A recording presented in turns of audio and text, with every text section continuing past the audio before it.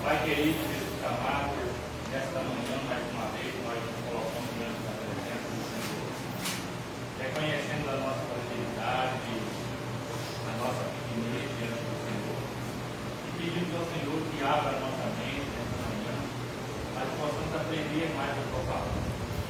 Que esse aprendizado não fique somente entre nós, somente entre quatro paredes, mas que nós possamos também compartilhar com outras vidas para entender que não existe nada melhor do que servir ao Senhor do que estar no centro da sua vontade. Usa nós é o primeiro, Deus, para ministrar os nossos corações nesta manhã.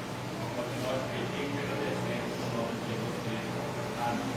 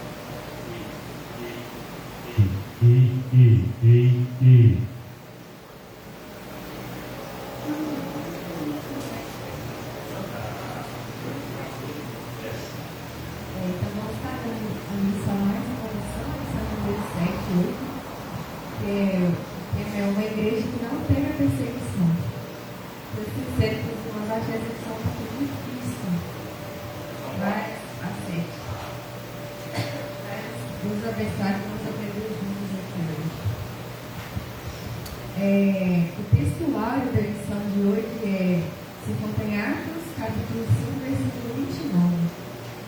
Porém, respondendo Pedro e os apóstolos, disseram: mais importa obedecer a Deus do que aos homens.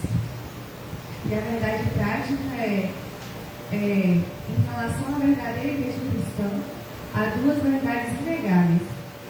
Uma, que a igreja será perseguida e que Deus protegerá. Então, hoje nós vamos estar vendo como foi a perseguição sofrida pela igreja primitiva, que se encontra lá no livro de Atos, como ela foi perseguida, mas também como Deus protegeu ela em todo o tempo. A leitura bíblica em classe se encontra em Atos, capítulo 5, versículo 25 ao 32, e capítulo 12, versículo 1 ao 5. Aí nós vamos estar fazendo a leitura em classe. Eu vou ler o versículo 25 e chegando anunciou-lhes dizendo: eis que os homens que encerrastes na prisão estão no templo e ensinam ao povo.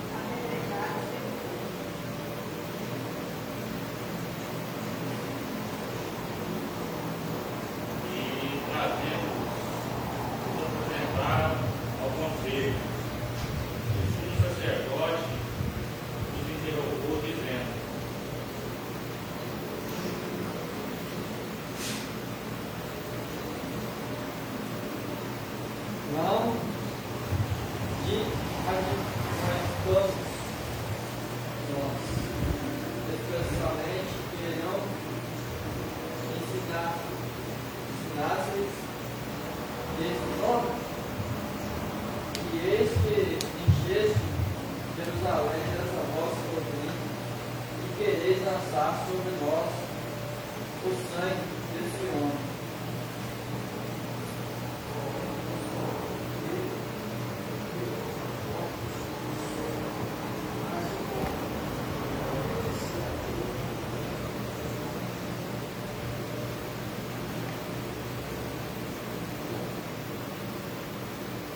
Deus de nossos pais ressuscitou a Jesus, ao qual nos mataram, suspendendo nos madeiros.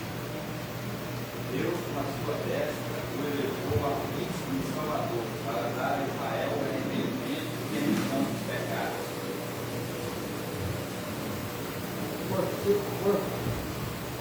Por aqueles mesmos tempos, Não, é um e nós somos testemunhas acerca dessas palavras hoje, né? Porque também o Espírito que Deus deu àquele que lhe obedece.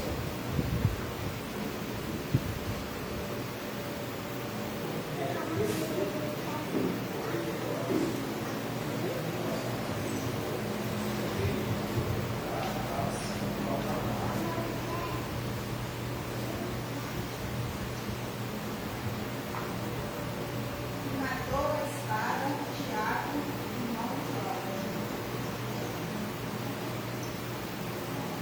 E vendo que isso agradará aos judeus, continuou mandando prender também a Pedro, e era os dias dos ávidos. E havendo-os compreendido, o encerrou na prisão, entregando a 4 quartéis de soldados, para que o guardassem, querendo apresentá-lo ao povo depois da paz.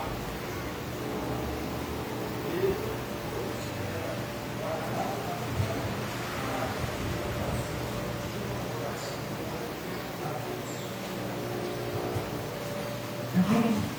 Então, irmãos, como a gente tem visto, né, nessa revista sobre refugiados, a gente viu que a igreja teve um crescimento muito grande depois do dia de Pentecostes, né? Aí teve a descida do Espírito Santo e aí começou o crescimento da igreja. A gente viu a igreja se expandindo de uma forma muito rápida.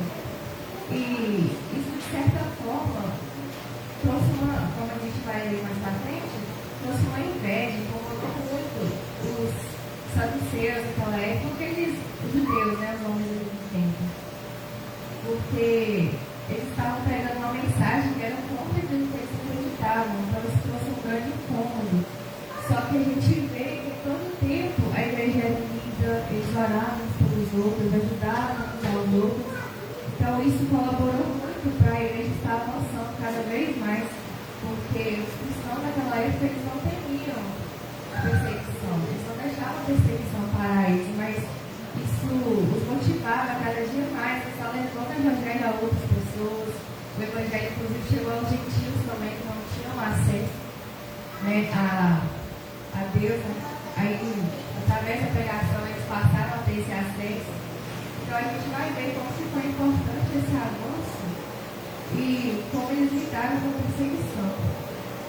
Os objetivos da lição de hoje é explicar os motivos e as esferas da perseguição enfrentada pela igreja primitiva, demonstrar como Deus protegeu sua igreja através de livramentos e da intercessão e nos encorajar a permanecer firme na fé mesmo diante das adversidades. E uma pergunta antes de ler a introdução que eu quero deixar com mais para reflexão dos irmãos mesmo, é que se hoje fosse um crime ser cristão, será que haveria prova o suficiente como nós? Será que nós temos dado exemplo? Será que as pessoas têm visto em nós verdadeiros servos do Senhor Jesus? Vamos estar lendo a introdução. Desde o seu início, a igreja enfrentava oposição e perseguição. Por sua própria natureza, a fé cristã traz sobre si a rejeição e a perseguição. Isto porque a fé cristã, por defender princípios exclusivos, muitas vezes se choca com os valores seculares e humanos. Foi assim no primeiro século e é assim ainda hoje.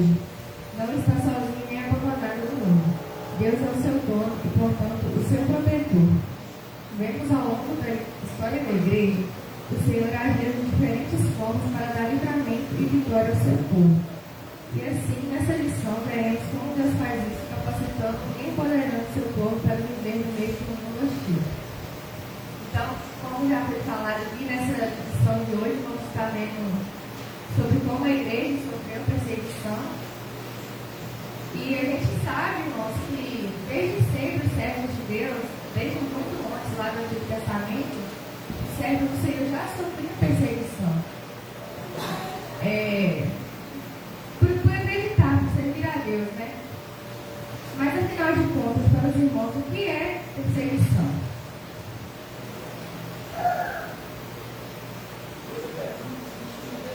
Qual a causa da perseguição do povo de Deus? Eu quero só mencionar aqui a leitura de graça em Atos 12, até o 3. Vai tentar revista aí, Atos 12, ele foi ali, né? Por aquele mesmo tempo, o rei Herodes estendeu as mãos sobre alguns da igreja para os maltratar. E matou a espada de Tiago, irmão do João. E vendo que isto agradara aos judeus, me chamou muita atenção aqui, continuou mandando prender também a Pedro, que eram os filhos dos árabes. Então, que interessante que me chamou a respeito da perseguição aqui do povo de Deus. Quem que era o povo de Deus? O povo de Deus era o povo escolhido de Deus, né? Era o próprio povo de Deus, né? Escolhido para ser salvo. O povo, né? Os judeus, né? Mas quando aqui o rei Herodes ele vê aqui que ele, né, matou um discípulo de Jesus e o povo, quem que se vangloriou disso? Quem que aplaudiu isso? Os próprios, o povo escolhido de Deus, os próprios judeus. Não foram aqui os romanos, aquele povo lá daquela época, foram os próprios, o que agradou mais, que Herodes viu mais que agradou aquela multidão, o próprio povo de Deus. O próprio na casa, o próprio que está sentado do lado, o próprio que foi criado para adorar a Deus. Então isso assim, me chamou a atenção mesmo, né? E o nosso inimigo, talvez você ache que está lá em São Paulo, lá nos Estados Unidos, está aqui do ladinho. O próprio, a perseguição vai vir da sua própria casa, de dentro do seu habitat ali. Então isso. Mas por quê? Então aí eu lanço o ano para mim mesmo, outra pergunta. Por que os judeus, né, se vangloriaram quando os discípulos, quando os apóstolos ali foram mortos, foram perseguidos? Né? Por falta o quê? Que Jesus disse: conhecereis a verdade e a verdade vos libertará. Por falta de conhecimento. Então o povo judeu, né, assim, até hoje muitos ainda não acreditam em Jesus, porque a interpretação é muito difícil, é o quê? Nós vemos no Antigo Testamento, o povo lá, depois não aceitaram. Porque eles queriam, o que eles esperavam através aquelas pessoas que estavam lá, através dos profetas, né? Jesus viria o Salvador, que salvava o povo. Então, os judeus colocaram nas suas mentes que viria o quê? Um rei guerreiro, andava de cavalo branco, de espada, que salvaria o povo da ira ali do povo do Egito, do povo romano ali, a espada. Então eles queriam um rei guerreiro fisicamente, um rei que matasse, fosse rei como Davi lá, vencesse todas as batalhas. E isso eles, por falta deles entrarem, assim, não ter esse entendimento, eu vejo na minha visão assim, né, real de quem seria Jesus, quando Jesus veio, ele não veio com essa de matar, a espada, não ferir ninguém, o corpo, ele veio salvar. O corpo veio salvar aqui, a alma, o espírito, né, a alma da pessoa, não é salvar fisicamente. Então, a interpretação, lá no início dos tempos, muitos não interpretaram diferente, porque o rei, e essa também, e aqui eles se frustraram, quando Jesus veio pegando salvação, arrependimento, né? Trazendo culpa, fazendo milagres, não derramando sangue de ninguém, nem do culpado, nem do inocente. Então isso, a pergunta dos judeus ficaram aquilo também. Então esse não é o Messias que foi anunciado pelos profetas, não é esse. Então muitos não tiveram essa interpretação. Então por isso que quando chegou aqui, chamou desse povo, não porque eles eram ruins, assim, eu vejo lá porque por falta verdadeiramente de conhecimento. Não, eu trago isso todo dia. Aí nós temos que trazer para nós hoje, que estamos aqui. Muitos de nós fazendo aí errado hoje ainda, por falta de conhecimento. Então isso, acho que o principal do ser humano, né, é buscar o conhecimento. E tudo na sua vida que ele for fazer, ele tem que se aprofundar no conhecimento. Para ele ser próximo, para ele ser feliz, para ele não decepcionar. Então, aqui o povo não quer. Vendo que agradar aos judeus, continuou matando. Se o judeu repreende o Herodes, como vendo o discípulo lá, mata ele, ele diz, não, vamos, mas se os próprios da casa aplaudiu, o que ele quis fazer? Depois, isso aí dá certo, eu vou continuar fazendo. Então, essa perseguição, essa coisa, que vem, partiu, eu vejo assim, meu pouquinho de processo, mas partiu dos próprios da casa, essa luta, essa perseguição partiu de dentro do cara, de inveja, pode conhecimento, não conhecer verdadeiramente Deus, não conhecer Jesus, não conhecer o propósito da palavra, do ensinamento da palavra de Deus. E o que acontece muito com nós hoje é o quê? A falta de conhecimento, a falta de interesse. Não sei se eles tiveram lá de interesse, de condição de aprender, mas muitos deles eram praticamente, ali dentro da CD, os catedrais, os saduceus, aqueles que diziam que conhecedores da palavra, da Torá, as coisas religiosas. Então não era somente os guerreiros romanos lá, o rei que percebeu. Então isso partiu dentro de casa. Então, como foi falado aqui, eu queria pedir aos irmãos um exemplo, se alguém consegue dar um exemplo de alguém que sofreu algum tipo de perseguição, tanto no Antigo Testamento quanto no Novo. Um exemplo de perseguição que seria na Deus.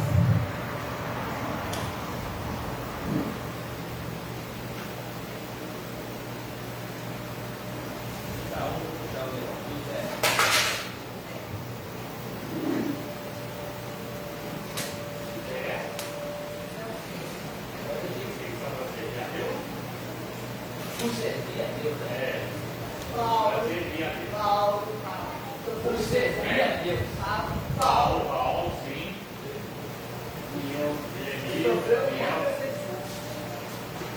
Quem mais?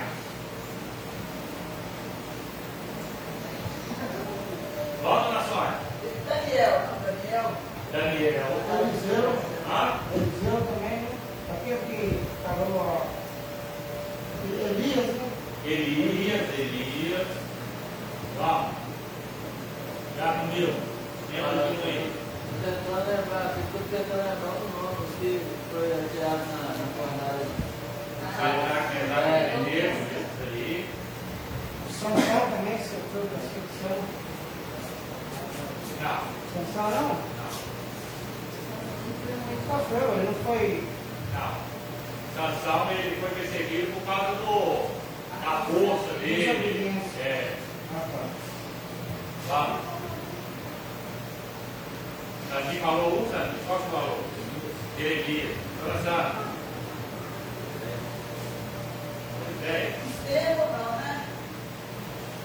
Estevão. Isso aí. Já é no Novo Testamento, né? Vamos lá, tem muito, né? Tá?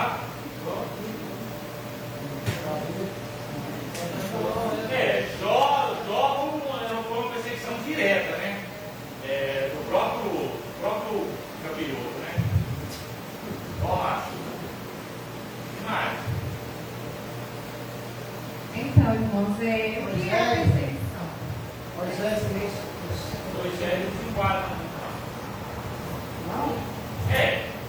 No início não, mas lá no meio, do meio para frente, sim. Do meio para frente, ele passou a perceber que ele passou a ouvir a voz de Deus. O que é a perseguição? Ela pode vir de diferentes formas. Pode vir como pressão para silenciar a fé, com ameaças, intimidação, leis injustas, ridicularização da verdade e morte. Aí uns exemplos que eu, inclusive foi até um que meu tio falou aqui, que a gente vê no Antigo Testamento, é Sadraque, Mesaque e Abednego. Ele estava em Babilônia, né? Eles estavam lá em Babilônia, um lugar de extrema idolatria, e ali o rei Nabucodonosor mandou que construísse uma estátua dele gigante de ouro, e falou que era para que todos adorassem aquela estátua. Mas ali eles eram servos do Senhor e eles se negaram. Falaram, não vão adorar. O único Deus que é possível é o Deus dos deuses, é o Deus Todo-Poderoso. E aí eles se negaram a se prostrar diante daquela estátua. E isso enfureceu muito o rei. E o rei, com aquela ira, né, por eles estarem desobedecendo aquela lei, ele pediu que aquecessem a fornalha de fogo 7 vezes mais e mandou que jogasse os 3 naquela fornalha. E aquela fornalha estava tão quente que até os soldados, eles morreram queimados só de se aproximarem daquela fornalha para jogar os 3. Só que ali, quando os 3 estavam na fornalha, o rei viu 4 pessoas ali caminhando juntos. Eles não se queimaram. E ele disse que aquela 4 pessoa era semelhante ao anjo de Deus, né?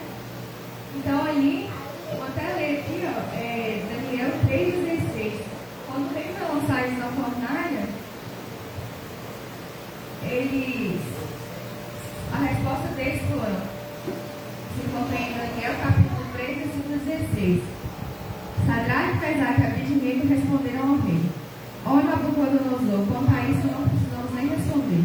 Se o nosso Deus, a quem servimos, quiser livrar-nos, ele nos livrará da fornalha de fogo ardente e das suas mãos, ó rei.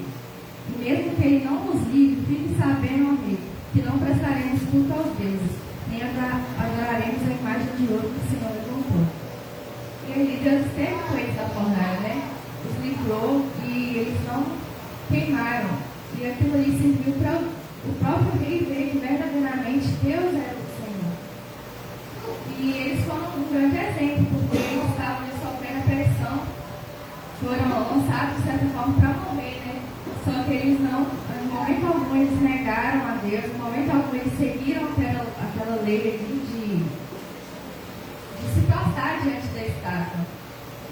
Porque ali existia uma ordem, né? Uma ordem do próprio rei, que era de se prostrar diante da estátua. E aquela ordem colocou a fé em choque com o poder político daquela época. Porém, a escolha deles foi o quê? Foram obedecer a Deus, porque eles sabiam a quem eles serviam. E a resposta deles foi o que mais me chamou a atenção.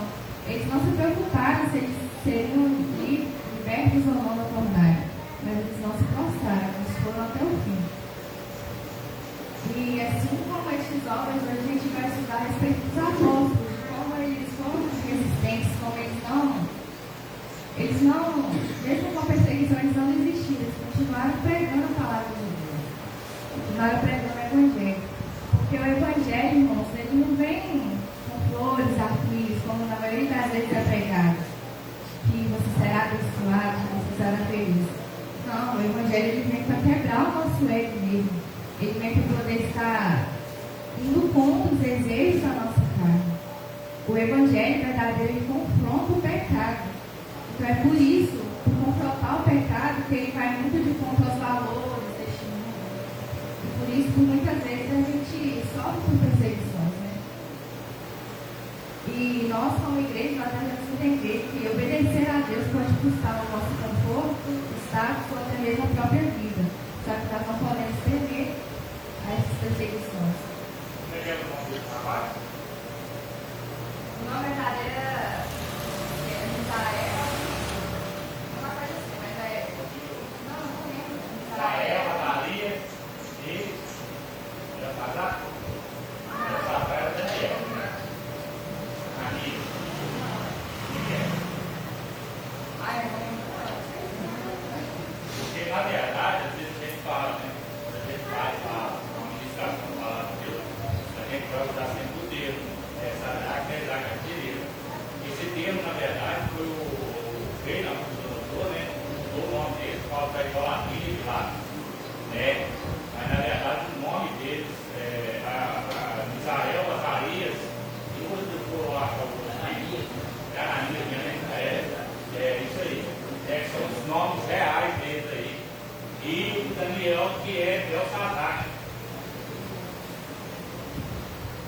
Então vamos estar lendo o tópico 1, a igreja perseguida, os perseguidores.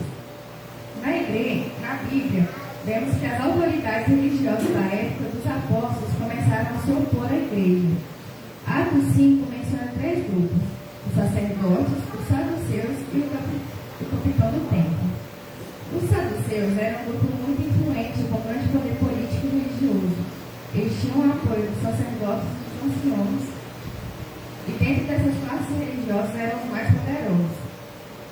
Esse grupo já havia tentado atrapalhar o ministério de Jesus várias vezes, criando dificuldades sempre que eles podiam. Os anciões eram líderes judaicos influentes, representando tanto aspectos religiosos como os políticos, mas sem exercer funções sacerdotais no templo.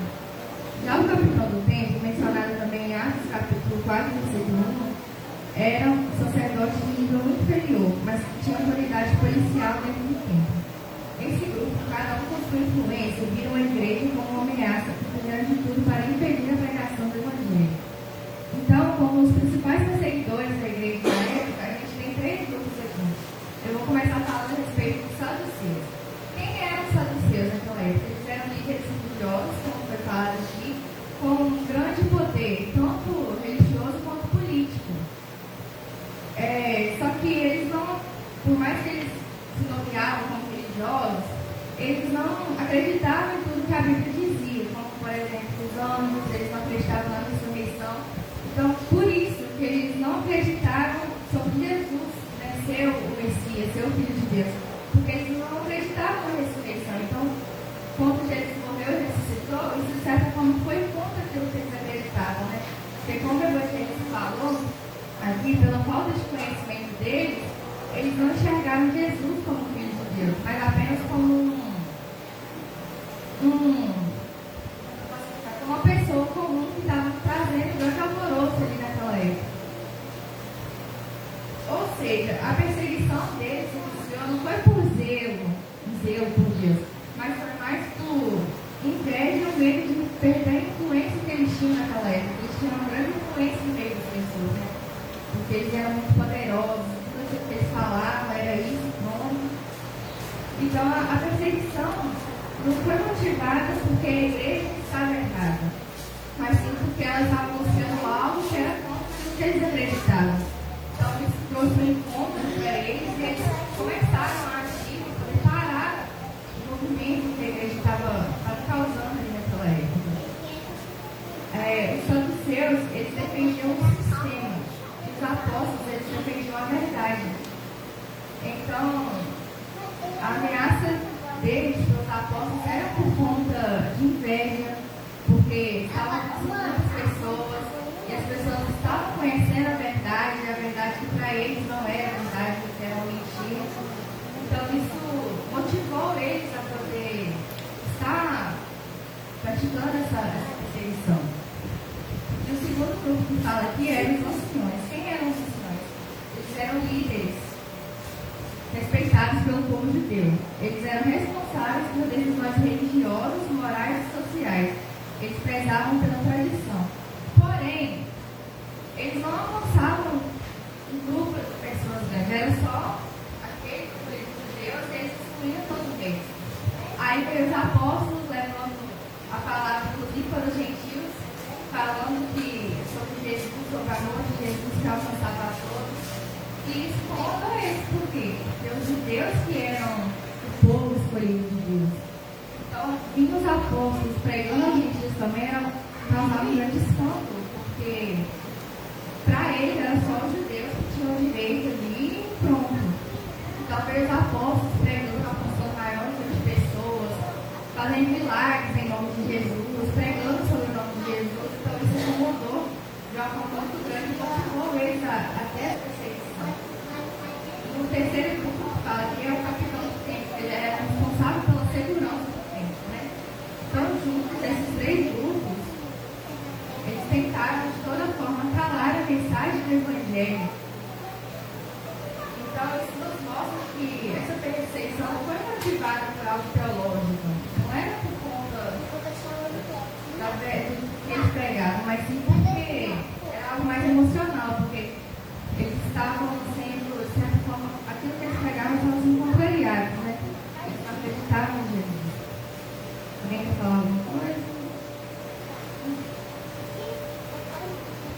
Então vamos continuar. Então a igreja, para os irmãos acham que hoje a igreja enfrenta uma maior oposição do mundo ou dos próprios dentro do meio religioso?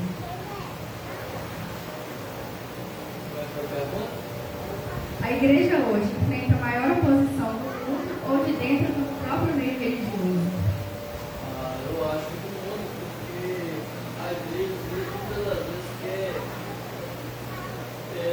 se enquadrar um pouco lá fora para poder agradar os outros. Então nós temos que ter nossos próprios exemplos de igreja. Deixar o mundo de igreja. Igreja por fora.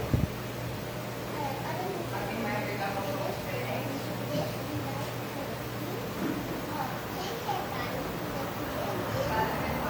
Não, meu cara, deixa eu falar. O meio hoje é que a definição hoje é muito mais limpo. Porque, olhando, abrangendo bastante, né? Hoje há muito conhecimento. Querendo ou não, o conhecimento está batendo na sua cara, na sua porta. Você talvez não quer o conhecimento que ele está devido a ter a mídia, devido à evolução, né? A gente fica sabendo coisas muito rápido. Então, muitas pessoas, alguns cristãos, automaticamente aqui buscam o conhecimento um pouquinho e querendo ou não, ele aprende, né? A força da frente, ele se desejar ler um pouquinho, vai ler, vai ter o discernimento, tem a ferramenta aqui. Quem que é Deus? Ficar aqui. Então você já tem aquela abrangência, abrange mais o conhecimento. Você não pode ter, né? Então, e o mundo aí fora, o que tem atropelando a perseguição hoje, principalmente dos servos, dos verdadeiramente, são o mundo, né? Eu trago para mim, assim, coisa minha, eu vejo a Bíblia, né? É o que? A Constituição Bíblica. Isso aqui é a Constituição de Deus, é a palavra de Deus. E hoje, os governos, o mundo hoje, né, automaticamente cada país tem sua Constituição, a sua regra. E muitos deles têm constituído a sua Constituição que está de contrário com a palavra de Deus. Está vindo de contrário com a palavra, querendo ou não, está se infiltrando com o contrário com aquilo que isso aqui não vai mudar. A Constituição do ano muda, entra o governo lá, vamos mudar isso aqui era assim, agora muda outro governo, vamos mudar. Então eles vão mudando para ir se acomodando da maneira que o povo quer, da maneira que o líder quer. Então eu vejo isso infelizmente, isso vem afetando a igreja, vem afetando no sentido global, que é a Constituição, porque da Bíblia. Não é protocolo nada, falar de ombro, tem as coisas, todas isso é abominável para Deus, ficando cada vez mais normal. Até a Constituição se vigiar, o vigio está cercando isso justamente com o negócio lá. Então, eu vejo, então, infelizmente, hoje, a perseguição maior é essa aqui, a perseguição aqui, como eu vejo, os católicos, vai perceber, eles já estão querendo ou não conhecimento na mente deles, já estão entrando na força, eles já estão vendo que aquilo que eles faziam antes, que eles brigavam, aquilo hoje já está, eles já estão vendo entendimento, tendo discernimento que aquilo é fantasia, que aquilo é mentira, que aquilo é coisa que não dá de conformidade com a palavra de Deus, com a Bíblia, com os mandamentos do Senhor, com a Constituição. Essa perseguição não é aquela perseguição como antigamente, morte, mas é uma perseguição que ela vem, tipo assim, clandestina. Você vem assim de levinho, vira e mexe, vai, vira e mexe, vem, quando você vê o rombo já está grande. E assim vai vir, até o momento, porque isso é perseguição contra a igreja, contra a vida, contra o certo, isso vai terminar. pensamento, no mesmo ministério, decreto o fim da palavra. Respeito à opinião do Estado do outro, a opinião do país. Mas a minha visão hoje, que a maior restrição é a igreja. A maior restrição hoje é a igreja. Porque tem um ditado que minha mãe dizia, quando você não pode com o inimigo, denuncia ele. Especialmente eu ouvi esse ditado aqui. E hoje você pode ver, não é um grupo de igreja como nós fazemos. Nós igrejas. É uma igreja contra a outra, a minha faz isso, a minha faz aquilo, lá eu não posso isso, lá eu não estou satisfeito aqui contra a outra, isso é uma percepção dentro da igreja. Você não vê o ímpio, o filho, o cara não se criticar, não. O que você vê criticar é o crente. Vem um crente para cá, de volta para cá, começa a criticar, você entendeu uma coisa? É na Bíblia, ó. 1 Coríntios capítulo 3 vai dizer o seguinte, ó. E eu, irmão, não pude falar como a espirituais, mas como carnais, como a meninos em Cristo, com leite vos criei e não com carne, porque ainda não podeis, nem tampouco, antes, agora podeis, porque ainda sois carnais, pois haverão entre vós, dentro da igreja, invejas, contendas e dissensões. Não são porventura carnais e não andais segundo os homens? Porque dizendo um, eu sou de Paulo, e outro, eu de Apolo, porventura não sois carnais? Pois quem é Paulo e quem é Apolo, senão ministros pelos quais crentes, ou conforme que o Senhor deu a cada um? Eu plantei, Apolo regou, mas Deus deu o crescimento. Por isso nem o que planta é alguma coisa, nem o que rega, mas Deus que dá o crescimento. O que Paulo está dizendo ao Coríntios? O que nós aprendemos no estudo de hoje, respeitando o ponto de vista do Diácono Nilson, respeitando o ponto de vista do evangelista aí? Eu tenho meu ponto de vista, não discordo deles, de forma nenhuma, mas eu tenho um ponto de vista que dentro da igreja tem isso, né? Vamos trazer para aqui para os nossos dias. Tem gente que gosta do meu estilo. Tem gente que gosta do estilo do evangelista aí. Né? E quando isso é causado um estímulo de inveja, o que vai acontecer? Eles vão começar a juntar com o evangelista, só uma suposição, tá? Para tentar me derrubar. Ou vão tentar unir-se a mim para tentar derrubar o evangelista. Então isso não vem de fora. Paulo está dizendo que isso começou dentro da igreja. As divisões, as contendas. Irmão, vocês estão comigo aqui tem muito tempo. Quantas vezes nós presenciamos isso dentro da igreja? Divisão, contenda, grupinho, né? Levantando para derrubar o pastor. Não sei se vocês sabem disso, grupinho para tentar derrubar o pastor. Né? Fazendo alianças demoníacas para fazer com que a igreja parasse, dividisse. Então isso não surge daqui fora. Isso surge no meio do povo de Deus. E como é que isso surge? Quando às vezes a gente prega uma palavra e às vezes faz conformidade com aquilo que a pessoa quer ouvir. Quando você confronta o pecado da pessoa, o que eles entendem? Espera aí, está levantando contra mim. Então eu vou ter que arrumar um jeito de trabalhar contra. Lá fora você vai pregar, se a pessoa não concorda, ele vai falar, não concorda, então acabou, vai embora. Mas dentro da igreja não. Dentro da igreja os irmãos estão aqui. Se eu prego uma mensagem hoje aqui que os irmãos vão gostar, amanhã os irmãos vão para o culto, o cara empurrada, do próximo culto do mesmo jeito, o cara empurrada, e assim sucessivamente, até os irmãos começarem a fazer aquele montinho. Aí o Sandrinho, não gostei do jeito que o pastor pregou. O que você achou? Aí começa a fazer com que ele também não goste da mensagem. Olha o que está dizendo aqui. Essas perseguições, o evangelista diz que são judeus não convertidos. São judeus que não mudaram suas condutas. Eles tinham os grupinhos deles. Aqueles que gostavam de perseguir a lei, aqueles que gostavam de perseguir o político. Mas e nós hoje? que posição nós nos colocamos? E tudo tem que nos agradar? Tudo tem que estar de conformidade? Tem coisas que não vai estar de conformidade comigo. Tem coisas que não vai estar de conformidade com a igreja. Mas essa perseguição, ela surge do meio cristão. Não estou dizendo da Igreja Batista Nova Aliança.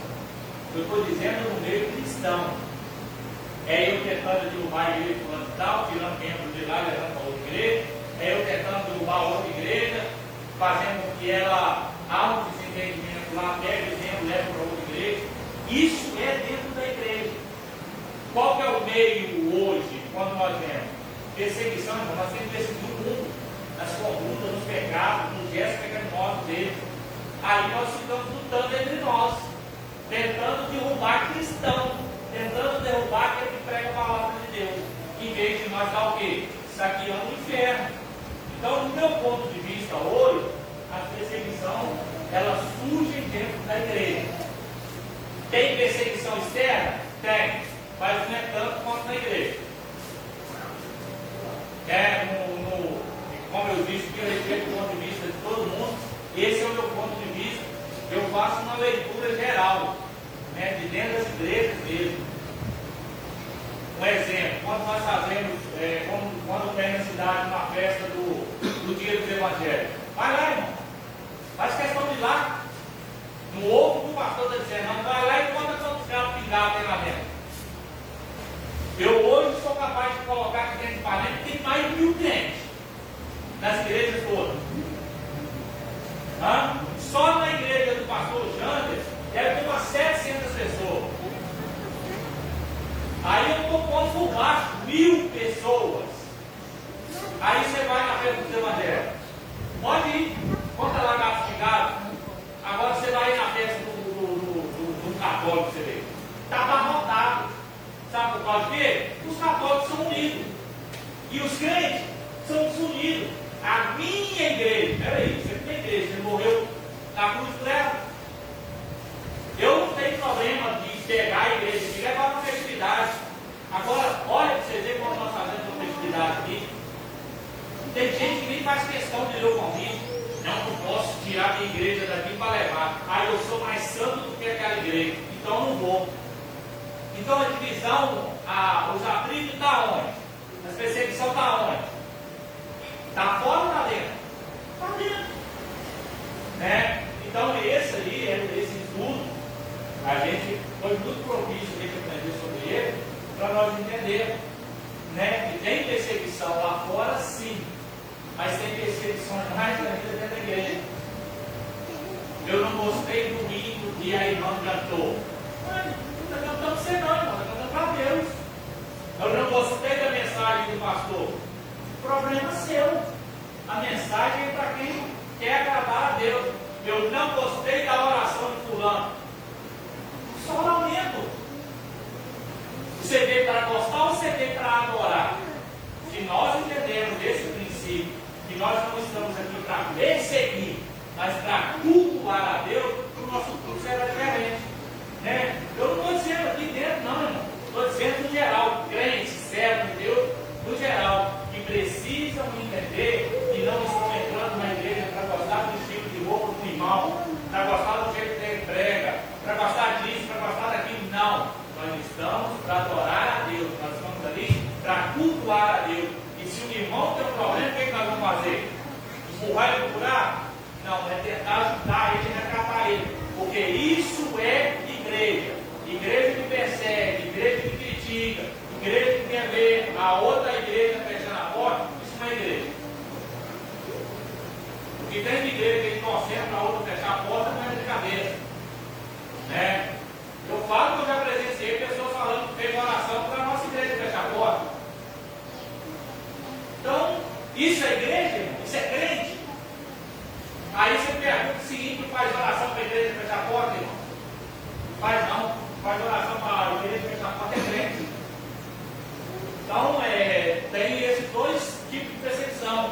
Tem o evangelista disso, o diabo disso, e tem essa que eu estou dizendo. Só que o meu ponto de vista hoje é que a maior perseguição não é externa, ela é interna. Nós vemos isso na história de José. Perseguição veio de fora? Não, veio de dentro.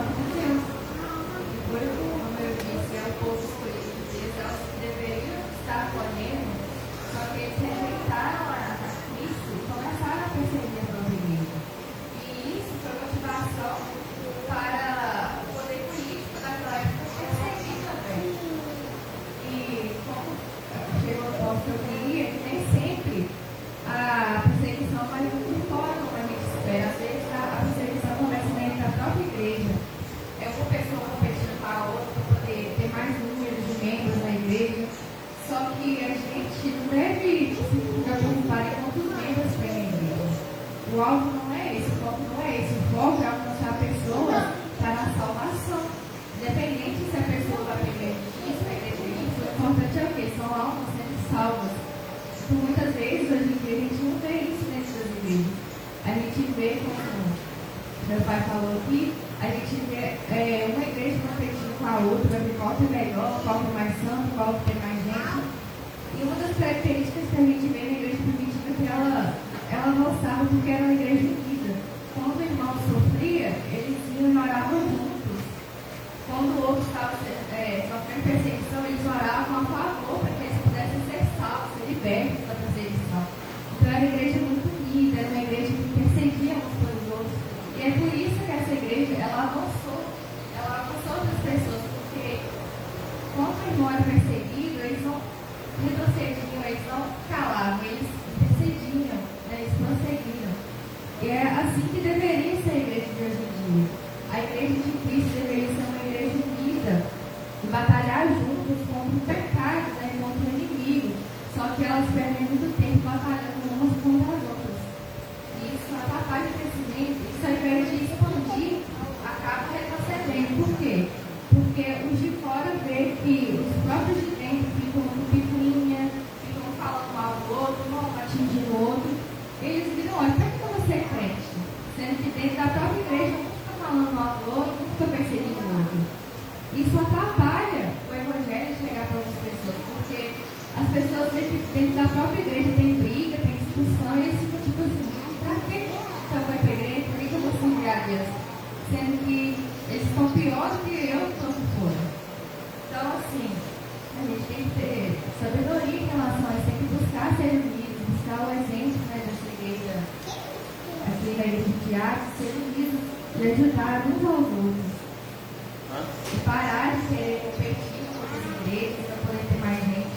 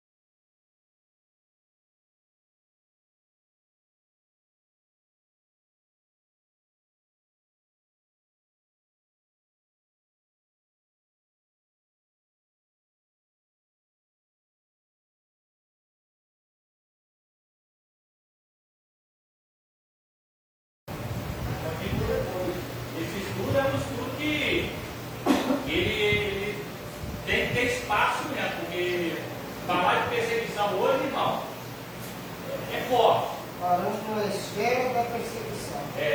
Botou aí. Então, irmãos, o restante que eu espero que até os irmãos tenham conseguido compreender alguma coisa. Creio que conseguimos aprender bastante juntos aqui. E semana que vem a gente continua. Agradeço a oportunidade.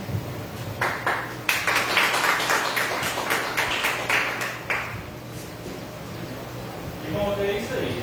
Esse estudo é melhor nós falarmos mais tempo sobre esse estudo e sairmos daqui sabendo que nós somos uma igreja que sofre perseguições, tanto internas quanto externas. Graças a Deus nós não temos esse problema aqui dentro da igreja de atrito entre irmãos, né? Graças a Deus eu convivo aqui. Não tem esse negócio de irmão ficar com picuinho com outro irmão.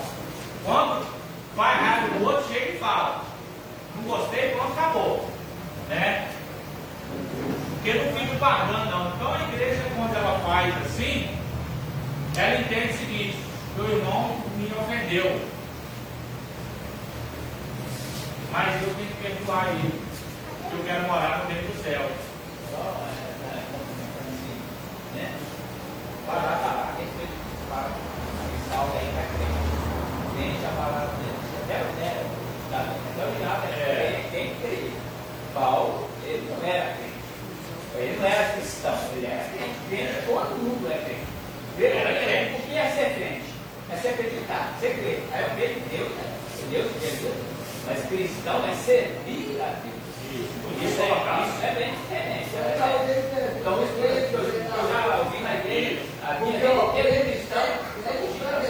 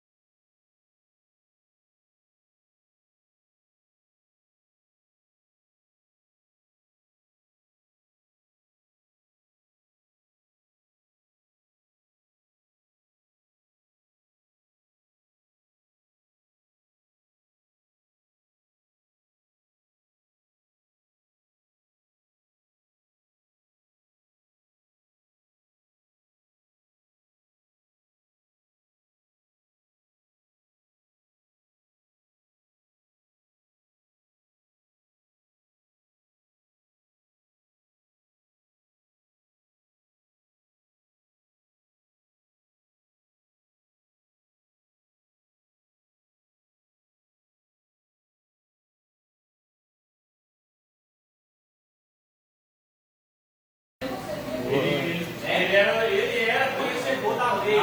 Ele era conhecedor da lei. O maior professor dele, deixa eu lembrar o nome, Gamaliel, era doutor da lei. Né? Então ele conhecia a lei, irmão. Então ele pegava a carta para perseguir esses cristãos que eram contra essas leis. Então ele conhecia. Só que viria um evangelista um pouquinho muito bem colocado, que a gente tem que diferenciar o que é crente e o que é cristão. Né? O que é crente e o que é servo. O crente crê em tudo.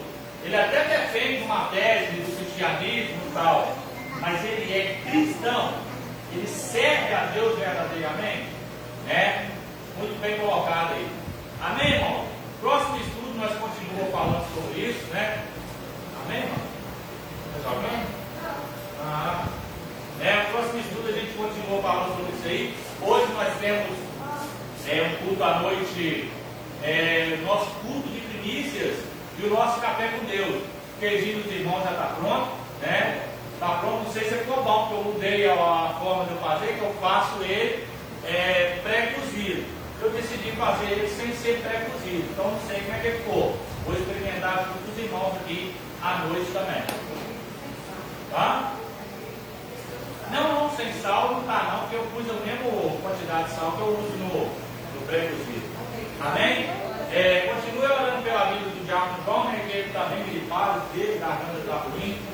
Justificou que não estaria no culto sexta-feira, justificou hoje pela manhã que não estaria na escola bíblica dominical.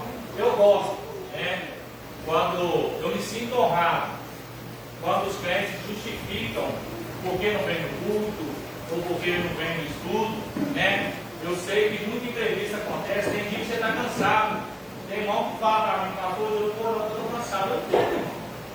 Claro que ninguém te quer. Ah não, tudo bem, irmão, fica na paz. Pastor, eu fui para dormir demais. Tranquilo, irmão.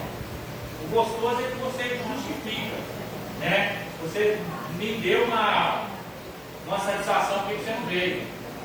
Porque se eu não vi no culto hoje à noite, alguém manda mensagem para mim, ué pastor, você não veio no culto, ué? Né?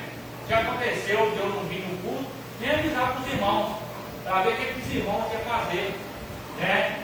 Se os irmãos iam falar alguma coisa, porque é isso que eu quero. Do mesmo jeito que eu cobro dos irmãos, eu quero que os irmãos também me cobrem, né? Aqui para nós, dessa igreja aqui, é uma vida igual dupla, irmão. Eu não sou o rei sobre os irmãos, não. Eu sou o pastor, mas eu sou amigo dos irmãos, né? Trato com respeito todo mundo, mesmo do jeito que os irmãos me tratam com respeito. Então eu gosto quando a igreja me direciona, né? Me deu um posicionamento. Pastor, hoje eu não fui no culto, porque eu estava cansado, né? Queria descansar um pouco meu corpo. Claro que eu vou entender. A dona Sandra já fez isso, né? Inúmeras vezes, pastor, hoje eu não vou poder ir, eu estou cansada, né? Eu resolvi dormir até um pouco mais tarde, sem problema, né? Diácono João, Diácono Milton, Flaviana, né? Evangelista, inúmeras pessoas aqui já falaram para mim, pastor, hoje eu não vou poder dar, né? Eu vou trabalhar até mais tarde, vou adiantar isso. Compreensível.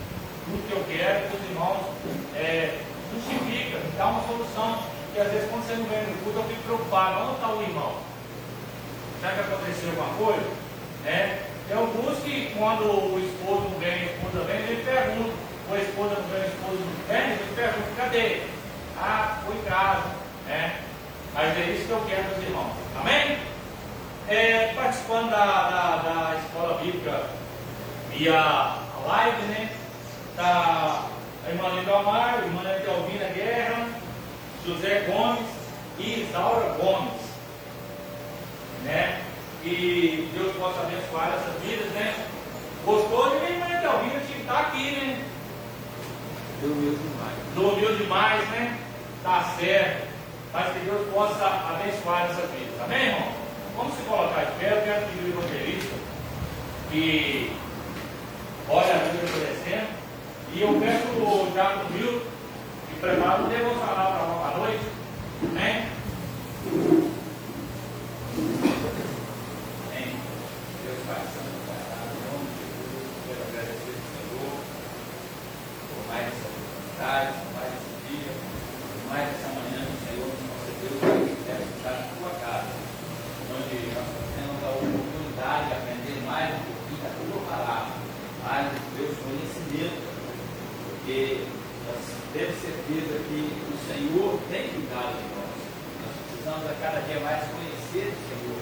Conheçamos e prossigamos em conhecer o Senhor a cada dia, porque o conhecimento ao qual o Pai nos livrará de muitas lutas, muitas dificuldades e muitas aflições. Nós sabemos que perseguições, como foi dito, de lutas teremos, mas nós sabemos que temos um Deus que está conosco toda a época, em todas as dificuldades. Isso nós precisamos crer, mas para nós crermos, nós precisamos conhecer também.